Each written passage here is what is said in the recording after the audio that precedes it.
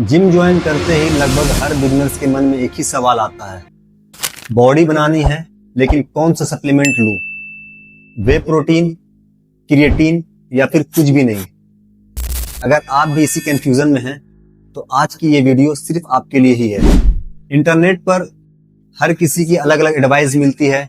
कोई कहता है बिना सप्लीमेंट के बॉडी नहीं बनेगी, कोई कहता है वे प्रोटीन स्टेरॉइड है और कुछ लोग क्रिएटिन से भी डरते हैं। लेकिन इन सब में सच क्या है, आइए आज की इस वीडियो में जानते हैं। आज की वीडियो में मैं किसी ब्रांड का प्रमोशन नहीं करूंगा, मैं सिर्फ सिंपल लैंग्वेज में बताऊंगा कि बिगिनर्स के लिए क्या सबसे बेस्ट है और क्या उसे लेना चाहिए और किस चीज में उसको पैसे बचाना सबसे ज्यादा सही रहेगा। सबसे पहले एक बेसिक बात समझ लेते हैं, सप्लीमेंट कोई मैजिक पाउडर नहीं या शॉर्टकट नहीं होता है। जैसा इसका नाम वैसा ही इसका काम होता है। ये सिर्फ आपकी डाइट को सपोर्ट करता है।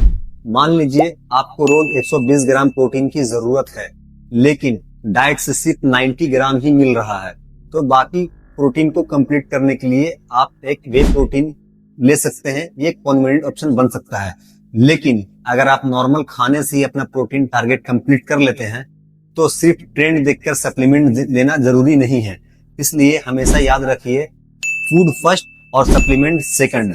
अब जब हमें सप्लीमेंट का बेसिक कॉन्सेप्ट समझ आ गया है तो चलिए बात करते हैं उस सप्लीमेंट की जिसका नाम जिम ज्वाइन करते ही सबसे पहले सुनने को मिलता है, वे प्रोटीन। सबसे पहले एक बहुत बड़ा मिथ क्लियर कर देते हैं, वे प्रोटीन कोई स्टेरॉइड नहीं है। ये मिल्क से बनने वाला एक हाई क्वालिटी प्रोटीन सोर्स है, यानी ये एक नॉर्मल फूड सोर्स से ही बनता है। अब सवाल आता है, क्या बिगिनर्स को वे प्रोटीन लेना चाहिए? जवाब है नहीं। अगर आप अपनी daily protein requirement normal diet से ही पूरी कर लेते हैं तो वे प्रोटीन लेना कोई कंपलसरी नहीं है। लेकिन अगर बिजी शेड्यूल की वजह से आपका प्रोटीन टारगेट कंप्लीट नहीं हो पाता तो वे प्रोटीन उस गैप को फुलफिल करने का एक इजी और प्रैक्टिकल ऑप्शन बन सकता है। एक और कॉमन सवाल है, वे प्रोटीन कब लेना चाहिए?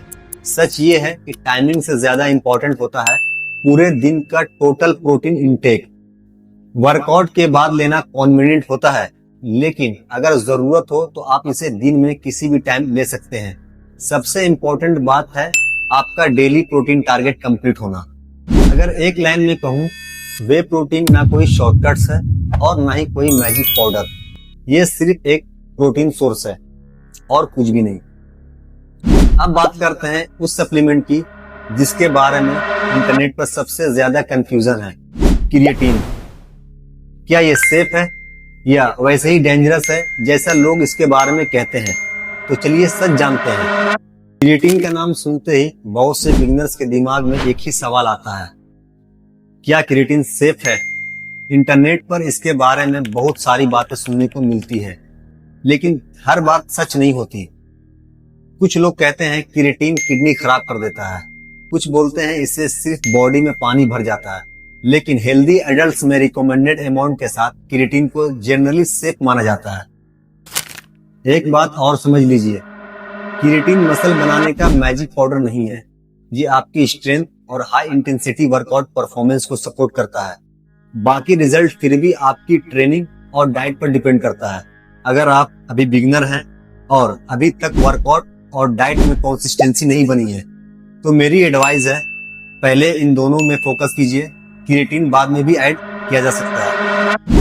अब बात करते हैं ओमेगा 3 की। ये एक हेल्दी फैट है जो हार्ट और ब्रेन हेल्थ को सपोर्ट करता है। लेकिन सिर्फ जिम ज्वाइन करने की वजह से बिगिनर्स को ओमेगा 3 लेना जरूरी नहीं होता। अगर आप रेगुलर फैटी फिश नहीं खाते, ये आपकी डाइट में ओमेगा 3 की कमी है, तो किसी क्वालिफाइड हेल्थ केयर प्रोफेशनल की सलाह के बाद इसे कंसीडर किया जा सकता है। अब बात करते हैं विटामिन डी की। आजकल बहुत से लोगों में विटामिन डी की कमी देखने को मिलती है, लेकिन बिना ब्लड टेस्ट या डॉक्टर की सलाह से हाई डोज विटामिन डी लेना सही अप्रोच नहीं है।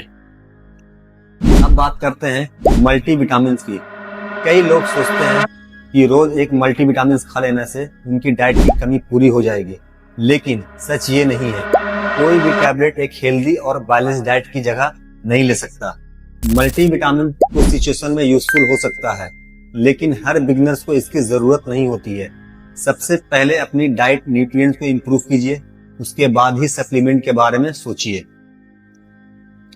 अब बात करते हैं BCAA की। अगर आप अपनी डेली प्रोटीन रिक्वायरमेंट डाइट या वे प्रोटीन से पूरी कर रहे हैं तो ज्यादातर बिगिनर्स के लिए अलग से BCAA लेना जरूरी नहीं होता है। अगर आप बिगिनर्स हैं और आपका बजट लिमिटेड है तो मेरी सिंपल प्रायोरिटी लिस्ट ये रहेगी। नंबर 1 बैलेंस डाइट, नंबर 2 वे प्रोटीन। वे प्रोटीन अगर टारगेट कंप्लीट नहीं हो रहा है तो नंबर 3 क्रिएटिन, जब ट्रेनिंग और डाइट कंसिस्टेंस हो, और बाकी सप्लीमेंट सिर्फ जरूरत के हिसाब से ही यूज करें। अगर इस पूरी वीडियो को सिर्फ एक लाइन में समराइज करना हो तो मैं बस इतना कहूंगा, स्ट्रॉन्ग बॉडी सप्लीमेंट से नहीं स्ट्रॉन्ग हैबिट से बनती है, जैसे workout, balance diet, proper sleep और कंसिस्टेंसी। यही आपकी असली सप्लीमेंट है। तो दोस्तों, मुझे उम्मीद है कि ये आज की वीडियो बिगिनर्स के लिए काफी हेल्पफुल रही होगी। सप्लीमेंट को लेकर जो कंफ्यूजन था वो हद तक दूर हो गया होगा।